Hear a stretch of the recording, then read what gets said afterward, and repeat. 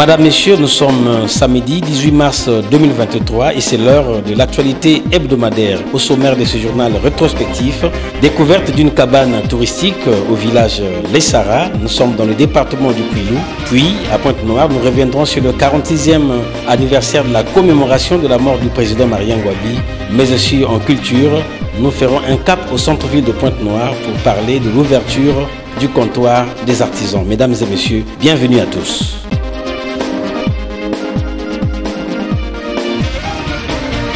Le comptoir des artisans, espace dédié pour la promotion des artisans congolais, a été officiellement inauguré le samedi 18 mars 2023 à Pointe-Noire.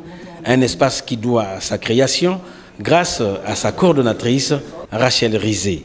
La cérémonie inaugurale a été placée sous les auspices du directeur interdépartemental de l'artisanat Kwilu Pointe-Noire en présence d'un nombre sélectif d'invités.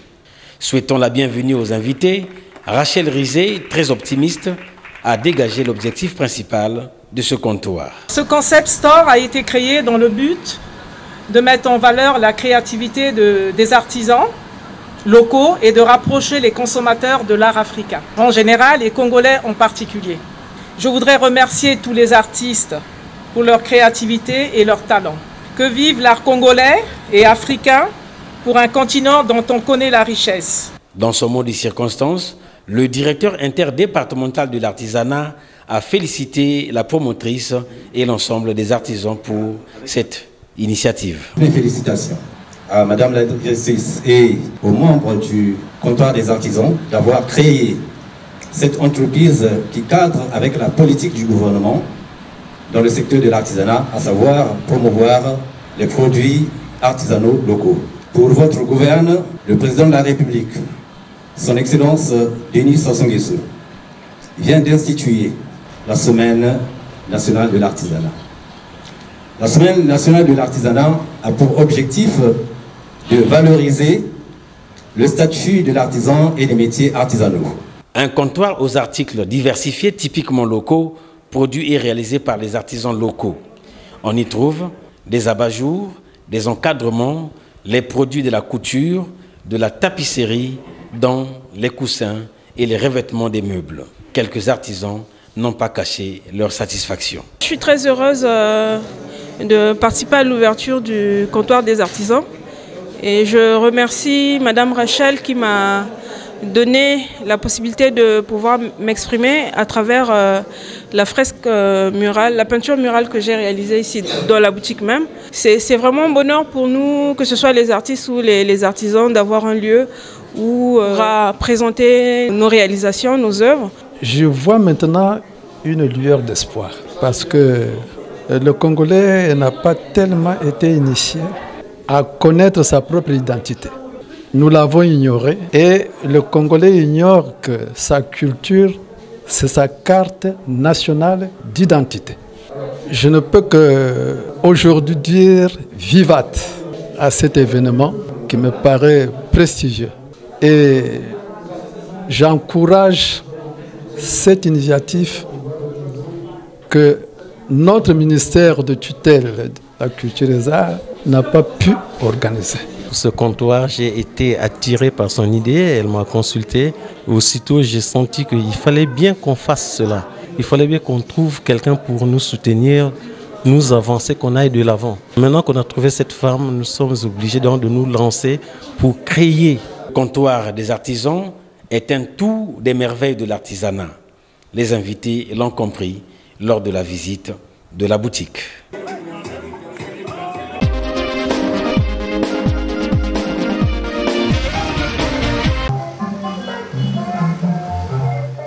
Sous le patronage du membre du bureau politique, président du Conseil fédéral du Parti congolais Travail Pointe-Noire, Jean-François Kando, la place Marien Ngouabi de Mvumvu a été prise d'assaut par les cadres, dirigeants et militants de la Fédération du Parti congolais de travail Pointe-Noire. Occasion pour eux de commémorer ce samedi 18 mars 2023 l'an 46 de la disparition du président Marien Ngouabi. Une journée leur permettant de révisiter l'altruisme politique et social du président fondateur du Parti congolais de travail. Un 18 mars 2023 marqué par le mot introductif du secrétaire fédéral chargé à la communication sur le sens du thème commémoratif. À travers le thème de ce jour, je cite, Par le travail acharné, honorant la mémoire du camarade Marian Ngouabi et mobilisant-nous pour les élections sénatoriales prochaines, nous sommes interpellés, convoqués à l'appropriation de la bonne éthique du travail, une de ces vertus qui font une grande nation ou un parti. L'héritage que le camarade Marian Ngouabi nous a légué est un héritage des temps forts qui ont impacté la vie du pays et de notre parti. C'est donc à bon droit que chaque 31 décembre et chaque 18 mars, comme aujourd'hui, la direction politique nationale nous invite et nous donne à redécouvrir l'homme. Sont intervenus la sonnerie aux morts,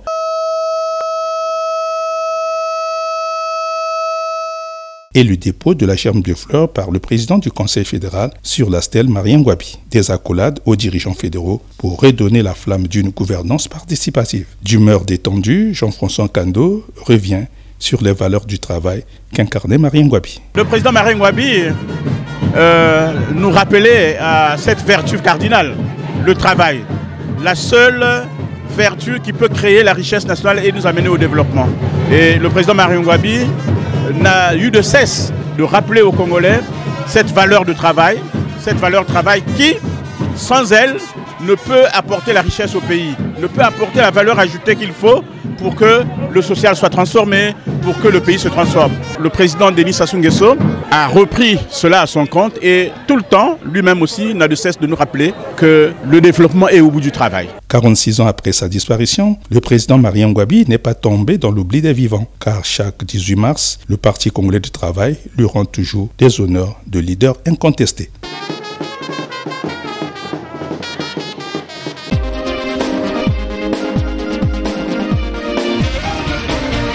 Au cœur du village Les Saras, dans la sous-préfecture de Mvouti, est perchée sur un baobab de 25 mètres de hauteur, une cabane construite en 2009, projet d'un groupe d'expatriés français avec l'aide des autochtones. Nous sommes allés à la découverte de ce cadre touristique qui accueille plus de 10 visiteurs en séjour à Les Saras. Cadre touristique où sont installées des paillotes auberges espacées dans les jardins de cette végétation luxuriante. La gardienne des lieux, Claudette Frédéric Rennes, fait une description de cette cabane.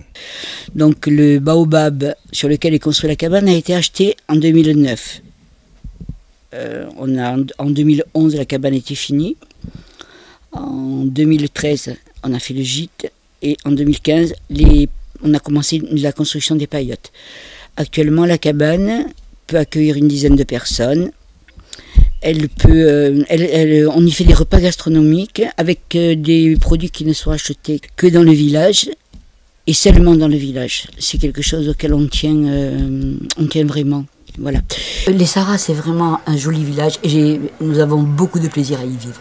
Une description étayée par ce co-constructeur de la cabane. Bon, justement, après la finition de la cabane, le chef, le porteur de la cabane, qui est M. Serge Pelenc, résident en France, contributeur en France, a décidé que cette cabane soit quelque chose de tourisme pour recevoir toutefois. Les gens peuvent venir faire les découvertes dans le village. Mais concernant cette question, nous recevons quand même quelques visiteurs qui arrivent, surtout les expatriés qui arrivent souvent. Nous avons construit en planche, bois dur, en espèces les bilinga, le okoumé et le noix du Gabon et le oboto. Parce qu'il y a des clients qui arrivent, ils sont parfois 15. On les fait loger parce que nous avons le lit de camp, nous avons les mousses que nous étalons. Une merveille rurale, génie de l'homme, qui allait booster la promotion du tourisme au Congo et faire du village Les Saras une référence du Kwilu.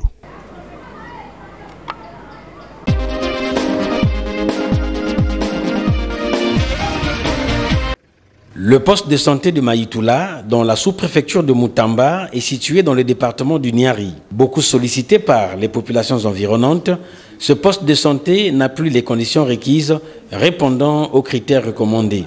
Son gestionnaire, Aimé Yabangoyi, agent communautaire, nous a énuméré quelques difficultés de cette structure sanitaire. Il n'y a pas assez de matériel. Le matériel que j'utilise, c'est un matériel que j'ai pu avoir ça et là. Sinon que jamais le centre n'a été doté de quelque chose. Même le lit de l'accouchement, il n'y en a pas.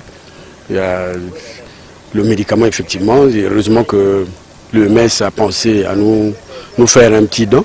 Sinon que réellement, le médicament, il n'y en a vraiment pas. J'ai des problèmes. Pendant que nous réalisons ce reportage, une parturiente est en observation dans le poste de santé. Martin Inana, présent dans la localité, est tout de même content du travail abattu par le comité de santé. Je suis très content de constater que le comité de santé est en train d'aider de manière tout à fait correcte le centre de santé à bien gérer les médicaments, mais aussi, et nous les avons instruits pour que la gestion des finances soit aussi bonne, de telle sorte que le centre soit à même de renouveler régulièrement les médicaments, parce que dans une aire de santé comme celle-ci, le médicament est un pilier important. Il faut que le centre soit à même de faire le renouvellement pour que les populations aient toujours des services de qualité ici. Dans un futur proche, ce poste de santé changera de statut pour devenir un centre de santé intégré au regard de la démographie. Nous l'appelons encore poste de santé. Il n'est géré que par une seule personne, mais au regard de la taille de la population, ce poste de santé est appelé à devenir centre de santé intégré. Et nous allons nous battre pour envoyer encore du personnel ici, pour que le travail qu'il fait, que le chef de centre, qui n'est qu'un agent de santé communautaire, il fait un travail remarquable pour que, avec des nouveaux agents qui vont arriver, que nous ayons une équipe solide ici pour prendre 110, prendre Boudianga et prendre Maïtoula, et que les populations soient couvertes de manière correcte, comme le veut le président de la République, à travers son projet de société. La dotation en matériel et l'affectation du personnel qualifié à ce futur centre de santé intégré reste le vœu le plus ardent de l'animateur de ce centre et de la population.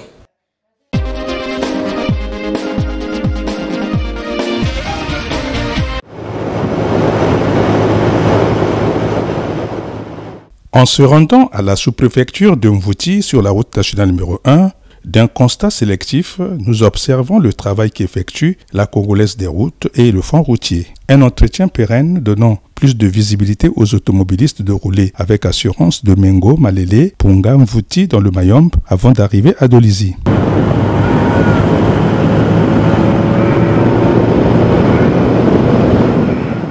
Une cure d'aménagement pour sécuriser les usagers de la route nationale numéro 1, les 510 courbes du serpent du Mayombe. Une volonté manifeste du gouvernement de la République de donner la gestion de la route nationale numéro 1 à une société privée de service public. Une expérience que l'on voudrait faire sur la route nationale numéro 2 allant de Brazzaville-Ouesso pour un entretien régulier de ces ouvrages.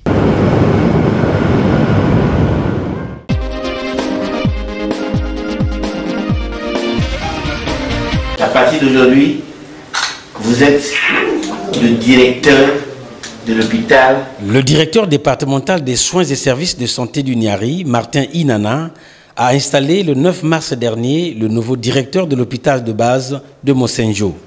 Après son installation, le docteur Pierre Tsakala a reçu la clé de l'hôpital, le cachet et autres objets liés au commandement.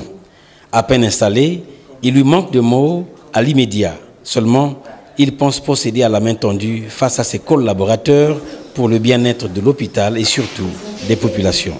À l'immédiat, le mot me manque parce que les enjeux sont grands. Il ne reste qu'à vous tendre tous la main afin que, ensemble, nous puissions bâtir un nouvel hôpital appelé hôpital de référence de Mosenjo. Après, cap sur Mongondo Sud, précisément au village Bakele, à 25 km de Mosenjo, où le directeur départemental des soins et services de santé du Niari a procédé le 10 mars 2023 à l'installation du chef du poste de santé de cette localité, Lys Chadney Bolingo Massé, un agent communautaire. Martin Inana l'a présenté au sous-préfet et à la population. Il a par la suite remis à titre symbolique au sous-préfet des médicaments destinés au poste de santé de Bakele ainsi que cette bicyclette. Au nom du ministre de la Santé et de la Population, M. Gilbert Mokoki, qui nous a envoyé dans le département du Niari pour que nous puissions contribuer à la mise en œuvre du projet de société du président de la République, notamment en son point relatif à la santé, où il ambitionne de voir tous les Congolais, quelle que soit leur localisation, avoir accès à des services de santé de qualité. le premier élément de la qualité des services de santé, c'est le médicament.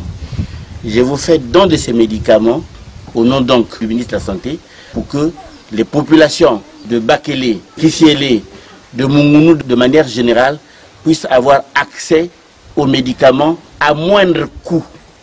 Je dis bien à moindre coût. Et c'est les médicaments de qualité. Ce ne sont pas des produits achetés dans la rue.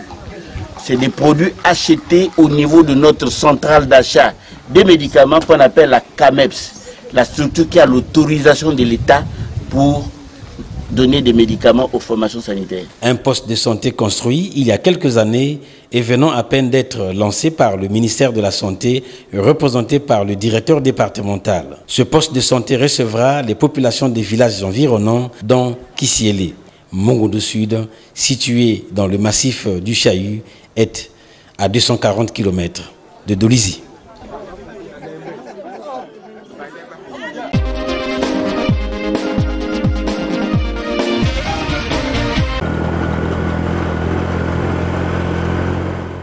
En quittant les Sahara, le motocycliste roulant sur cette route carrossable de 7 km 500 atteint le village de Kimpessi dans la sous-préfecture de Mvouti. Un village agricole réputé par sa production vivrière de la banane dont il bénéficie d'une audience spéciale de la contrée. Ici, nous sommes accueillis par ce chef de village en fonction depuis le 19 juin 2018 qui peint le tableau sombre de Kimpessi. Nous avons des véhicules qui viennent consommer ici, mais sauf qu'il faut regarder le problème des ponts et la route. Bien que le pédacle est là, mais néanmoins, il faut aussi que le gouvernement fasse au moins l'œil sur ce qui concerne la voie de Kimpessi. Parce que nous fournissons beaucoup. Précisément, nous sommes des agriculteurs. Nos parents, nos ancêtres nous ont laissé juste autant de vigourer le produit de la banane. Et c'est ce que nous produisons. Et nous suivons les traces de nos ancêtres. Tableau sombre des difficultés complétées par un natif de Kimpessi, l'infirmier et la puéricultrice du poste de santé et la directrice de l'école primaire de cette localité. Tous ont déploré l'état de la route, la vétusté des bâtiments de l'État, le matériel sanitaire et le vol à grande échelle des tables-bancs par les orpailleurs. À l'école de Kimpessi, tout ne va pas bien. Nous n'avons pas de latrines, les logements des enseignants ne sont pas en bon état, les bâtiments de l'école ne deviennent plus aussi en bon état, même les salles de classe n'ont pas de portes. Toutefois, les Européens prennent les tables-bancs pour utiliser dans leur activité. Toutefois, ils viennent voler des tables-bancs parce qu'il y a un manque de portes. En conclusion, nous disons que nous ne sommes plus dans une bonne école. L'école est devenue détruite. Donc, il faut reprendre le tout à zéro. Des voix demandant au gouvernement de la République de réhabiliter ces structures en vue de désenclaver définitivement le village Kimpessi de son calvaire.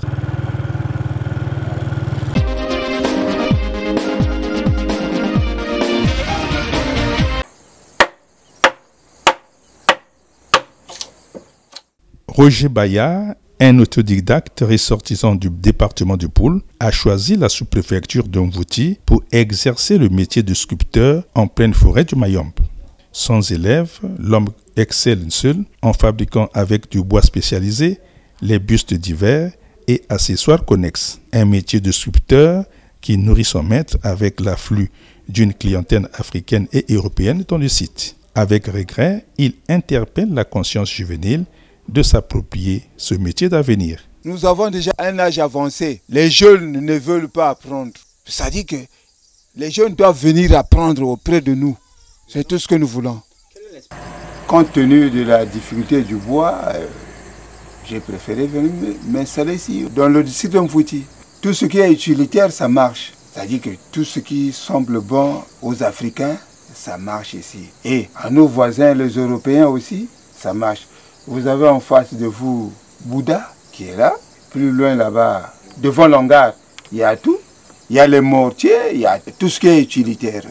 Sachant que nul n'est prophète chez soi, selon un dicton des nations, Roger Baya s'en sort bien de ces négoces qu'il pratique depuis son jeune âge, demandant simplement une attention particulière des gouvernants à ce métier informel. 2012.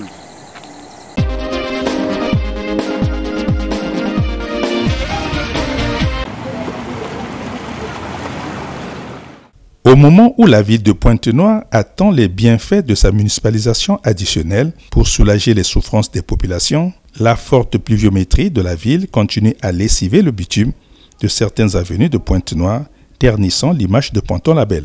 Le cas des avenues Matende à Tchétché, Moueprakte et Jean-Félix Tchikaya à Mvumvu présente un spectacle désolant aux yeux des passants. Ni de poules béants, des nappes d'eau ne facilitant pas la circulation des personnes et des biens dans les avenues de ces quartiers. Véhicules et motocyclistes sont dans une errance totale.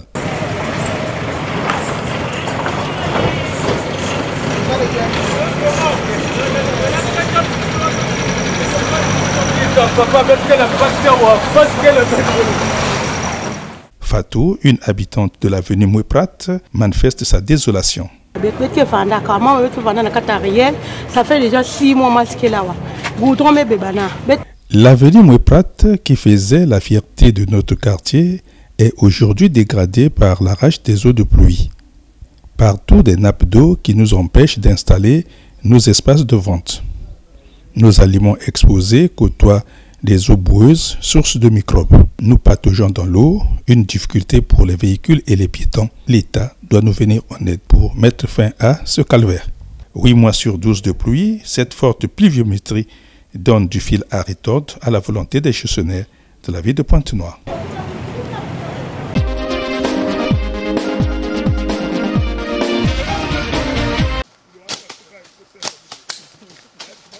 C'est une opération dénommée cantonnement volontaire qu'a lancé officiellement son initiateur, Joseph Herbin Fouti, sous-préfet de Madingo-Kai. Le samedi 11 mars 2023, jour de lancement, 36 chefs de village, 2 chefs de quartier et leurs respectifs secrétaires, tous derrière le sous-préfet, ont démarré cette opération par le tronçon de la nationale numéro 5, Bakuilou, Kai Post.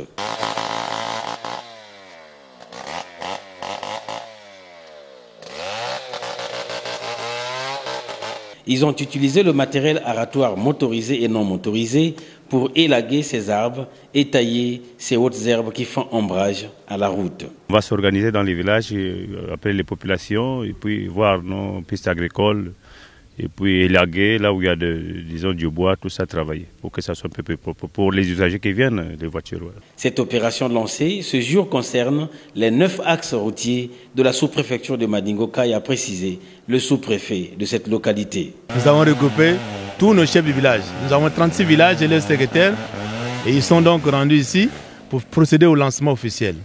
Nous avons pour mission de désenclaver tous nos villages. Donc toutes nos pistes agricoles doivent être travaillées, désherbées, tout ça. C'est pour cette raison que nous sommes ici pour le lancement officiel. On commence aujourd'hui et l'exécution se poursuit dans les différents axes. Nous en avons 9 axes. Ça suit dans différents axes qui conduisent à certains villages. Aujourd'hui, nous sommes en train de faire le tronçon principal qui va du premier village du district, donc Bakuilou, à la communauté urbaine, donc au chef-lieu du district. La première motivation, c'est que nous inscrivons dans le cadre du programme du président de la République, lui qui a eu l'initiative de doter tout l'intérieur des infrastructures routières. Et donc le président nous a donné des infrastructures routières que nous avons mission d'entretenir d'une façon ou d'une autre. Nous ne pouvons pas attendre seulement la direction routière, mais nous, avec les moyens de bord, nous sommes en train d'assurer l'entretien des infrastructures construites par le gouvernement. Et donc les accidents que vous constatez là, certains sont dus à l'état de débriété des conducteurs, d'autres parfois à cause du mauvais état de la route. C'est pourquoi nous avons pris l'option d'éclaircir, d'élaguer tous les arbustes, toutes les impasses qui obstruent la voie. Après ici, chaque chef de village prend le relais dans son axe. Cette initiative du sous-préfet de Madingo-Kai est salutaire. Elle permettra aux automobilistes de rouler en toute sécurité. D'ailleurs, le mercredi 8 mars dernier, un grave accident a été enregistré à l'entrée de Kai Post.